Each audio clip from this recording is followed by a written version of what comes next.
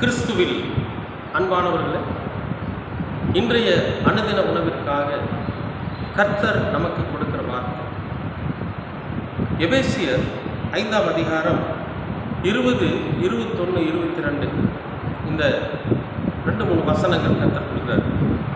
நம்முடைய கர்த்தராகிய இயேசு கிறிஸ்துவின் நாமத்தினாலே எப்பொழுதும் எல்லாவற்றிற்காகவும் பிதாவாகிய தேவனை ஸ்தோத்தரித்து தெய்வ பயத்தோடு ஒருவருக்கொருவர் கீழ்ப்படிந்திருங்கள்.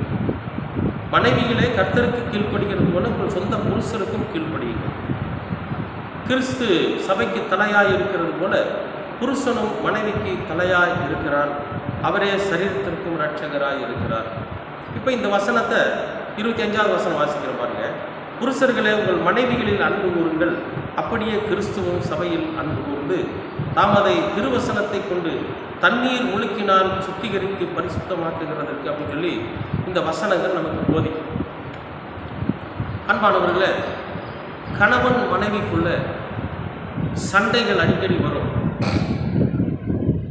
இந்த சண்டை வர்றப்ப நம்ம என்ன பண்ணணும் அப்படின்னா,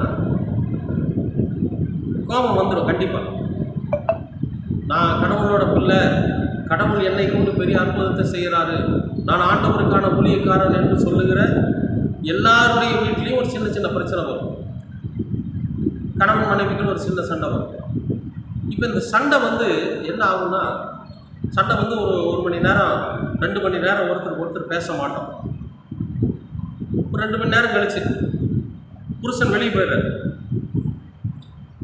வெளியே போயிட்டு நம்ம என்ன பண்ணணும்னா, ஏதாவது ஒரு பொருளை பார்க்குறோன்னு வச்சுக்கல, மனைவிக்கு பிடிச்சது ஏதாவது பிடிக்கும். அவங்களுக்கு ஒரு குலோப்ஜாம் பிடிக்கும், அல்லது ஒரு பாதுஷா பிடிக்கும், ஏதாவது சாப்பிட்றதுக்கு அவங்களுக்கு பிடிக்கும். அப்படிங்கிறப்ப ஆம்பளை என்ன பண்ணணும்னு கேட்டிங்கன்னா, அதில் கொஞ்சம் வாங்கிக்கணும்.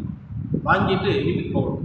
என் மனைவிக்கு இது ரொம்ப பிடிக்கும், நான் வேறு அவளை திட்டிகிட்டு வந்துட்டேன், சண்டை போட்டுட்டேன்னு சொல்லி என்ன பண்ணணும்னா அதை வாங்கிட்டு போகணும். மனைவி என்ன பண்ணணும்னு கேட்டிங்கன்னா, வீட்டுக்காரர்கிட்ட நான் இன்றைக்கி சண்டை போட்டேன், அவருக்கு இன்றைக்கி கொஞ்சம் கோதுமை உப்புமா செஞ்சால் பிடிக்கும், அல்லது ஏதாவது ஒன்று செஞ்சால் பிடிக்கும்னு சொல்லி அந்த அம்மா அதை செஞ்சு வைக்கும். அப்போ போன உடனே சாப்பிட்லையா அப்படின்னு கேட்பாங்க. சாப்பிடணும் அப்படின்னா கோதுமை உப்புமா எடுத்து வச்ச உடனே இவருக்கு மனசு மாறிடும். ஏன் அப்படின்னா இவருக்கு ரொம்ப பிடிக்கும் அது. அப்போ இவரை சமாதானப்படுத்துவதற்கு அந்த பெண் என்ன பண்ணுறார், இவருக்கு என்ன பிடிக்குதோ அதை செஞ்சு வைக்கிறார். இவர் உடனே என்ன பண்ணுறாரு, கையில் வாங்கிட்டு வந்ததை மனைவிட்டு கொடுக்குறாரு. என்னது அப்படிம்பாங்க. இந்தா உனக்கு பிடிச்ச பாதுஷா வாங்கிட்டு வந்திருக்கிறேன் அப்படின்னு உடனே அந்த அம்மாவுக்கு ஒரு சிரிப்பு. இவர்களுடைய சண்டை எங்கேயோ பறந்து போயிடுச்சு, எங்கேயும் தெரியல. இப்போ என்ன நடக்குது, இங்கே என்ன ஒன்று நடக்குதுன்னா, கணவன் மீது மனைவி அன்பு செலுத்துகிறாங்க, மனைவி மீது கணவன் அன்பு செலுத்துகிறாங்க, ஒருவருக்கொருவர் கீழ்ப்படிஞ்சிருக்கிறாங்க, ஒருவருக்கொருவர் விட்டு கொடுத்து இருக்கிறாங்க. இப்போ கர்த்தருடைய வார்த்தை இங்கே நிறைவேறுது. என்ன சொல்கிறாரு, நீங்கள் உங்கள் மனைவி மீது அன்பு கூறுகிறவங்களா இருங்க. மனைவிட்டு சொல்கிறாரு, நீங்கள் உங்கள் புருஷருக்கு கீழ்ப்படுகிறவங்களா இருங்க. அப்போ இந்த புரிதல் ஒருவருக்குள்ள ஒருவர் இருக்கிறப்போ அங்கே கீழ்ப்படிதல், அங்கே அன்பு, அங்கே பாசம், அங்கே ஒருவருக்கு ஒருவருக்கு விட்டு கொடுக்குற ஒரு மனப்பான்மை, இது எல்லாமே வந்துடும். இப்போ இதையே மனசில் நினச்சிட்டு அவன் என்னை பேசிட்டா, அவன் என்னை திட்டா, அவனை நான் விட மாட்டேன், என்னைக்கு இருந்தாலும் நான் அவளை திட்டாம விட மாட்டேன், வீட்டுக்கு வந்தால் மூஞ்சி இழுத்துக்கிட்டு ஒரு பக்கம் அவங்க ஒரு பக்கம் இவங்க, அப்படியெல்லாம் இருக்கக்கூடாது. அது ஒரு நல்ல கணவன் மனைவி, நல்ல குடும்பத்திற்கான அழகு அல்ல. அன்பானவர்களே, இந்த நாளில் கர்த்தர் நமக்கு கொடுக்குற வார்த்தை அதுதான். என்னன்னா, ஒருவேளை உங்களோட குடும்பத்தில் சின்ன சின்ன சண்டை வந்துச்சுன்னா அந்த சண்டையை 1 மணி நேரத்தில் மறந்துடும், அல்லது 2 மணி நேரத்தில் மறந்துருக்கும். ஏன்னா கடைசி வரைக்கும் நம்ம வாழப்போகிற வாழ்க்கை என்பது சமாதானத்தோடு சந்தோஷத்தோடு இருக்கும். சண்டை இல்லாத குடும்பம் இல்லை, சண்டை இல்லாத கணவன் மனைவி இல்லை, சின்ன சின்ன கோபங்கள் வராத கணவன் மனைவி இல்லை. எல்லா வீட்லேயும் எல்லா இடத்துலையும் அந்த கோபம் இருக்கும். ஒரு வளர்ந்த ஊழியக்காரர் ஒரு கன்வென்ஷன் கூட்டத்துக்கு போகிறாரு. ரெகுலராக அந்த அம்மா தான் பைபிள் எடுத்து அதில் வைப்பாங்க. அன்னைக்கு இங்கே பைபிள் எடுத்து வைக்க மறந்துட்டாங்க. இவர் கன்வென்ஷன் கூட்டத்துக்கு போகிறார். போயிட்டு தன்னோட பேக்கை திறந்து பார்க்குறாரு, அது பைபிள் இல்லை. உடனே ஃபோன் பண்ணுறார் மனைவிக்கு. மனைவி என்ன பண்ணுறாங்க, வேக வேகமாக அதை கொண்டுட்டு ஓடி வந்துட்டுருக்குறாங்க.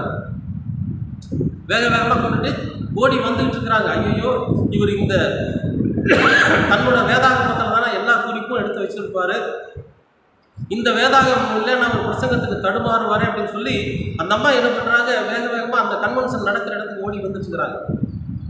ஆனால் இவர் என்ன பண்ணுறாரு, ஃபோன் போட்டு, அறிவில்லை, நான் அந்த தானே குறிப்பெல்லாம் எடுத்து வச்சிருக்கிறேன், அந்த பைபிள் எடுத்து வச்ச மறந்துட்டியா நீ, நான் இப்போ எப்படி பிரசங்கம் பண்ணுறது அப்படின்னு சொல்லி என்ன பண்ணுறாரு, அந்த அம்மாவை திட்டுறார். கோபம். உடனே அந்த அம்மா வேக வேகமாக ஓடி ஸ்டேஜில் அந்த பைபிளை கொடுக்குறப்போ அவருக்குள்ள என்ன ஆகுதுன்னா அந்த கோபம் மறைஞ்சு போச்சு. ஆனாலும் அந்த கோபம் இருக்கு. திடீர்னு ஒரு கோபம் வந்துருச்சு. எதுக்காக சொல்கிறேன்னா, எப்பேற்பட்டவங்களாக இருந்தாலும் ஒரு சின்ன சின்ன விஷயத்தில் கோபம் வரும். ஆனால் அந்த கோபத்தை உடனே மறந்துடும். அதுதான் ஒரு நல்ல குடும்பத்துக்கு அழகு. அப்படி இருக்க மனைவிகளே, நீங்கள் உங்கள் புருஷருக்கு கீழ்ப்படிங்க, 100% கீழ்ப்படிங்க. அதே போல புருஷர்களை உங்கள் மனைவி மீது 100% அன்பு செலுத்துங்க.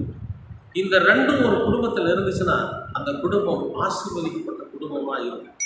ஒருவேளை உங்களுக்குள்ள சின்ன சின்ன பிரச்சனை இருக்குமானால் அதை இப்பவே விட்டுட்டு என்ன பண்ணுங்க, சமாதானப்படுங்க, ஒருவரோடு ஒருவர் ஐக்கியப்படுங்க, ஒருவர் மீது ஒருவர் அன்பு செலுத்துங்க, ஒருவருக்காக ஒருவர் கீழ்ப்படிங்க. ஏன்னா கர்த்தர் உங்களை கண்ணோக்கி கொண்டிருக்கிறார்.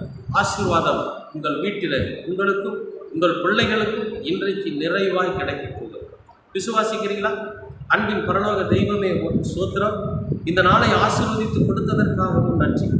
எங்கள் குடும்பத்தில் கணவன் மனைவிக்குள்ள ஒரு சின்ன சின்ன சண்டைகள், சின்ன சின்ன பிரச்சனைகள் வந்தபோது கூட நாங்கள் அதை பெரிதுபடுத்தாமல் பொருட்படுத்தாமல் நாங்கள் சமாதானப்படுத்தி ஒருவர் மீது ஒருவர் அன்பு வைத்து குறைவில்லாத அன்பை நாங்கள் ஒருவர் மீது ஒருவர் காண்பித்து ஒருவருக்காக ஒருவர் கீழ்ப்படிந்து ஒருவருக்காக ஒருவர் விட்டு கொடுத்து நல்லதொரு குடும்பமாய் உடைய ஆசீர்வதிக்கப்பட்ட குடும்பமாய் நாங்கள் வாழ எங்களுக்கு கிருபை பாராட்டுங்க. உங்கள் இரக்கமும் உங்கள் வழிநடத்துதலும் எப்பொழுதும் எங்களோடு கூட இருக்கட்டும். இயேசு கிறிஸ்துவின் வழியாக கேட்கிறோம் நல்ல பிதாவே. ஆமென், ஆமென்.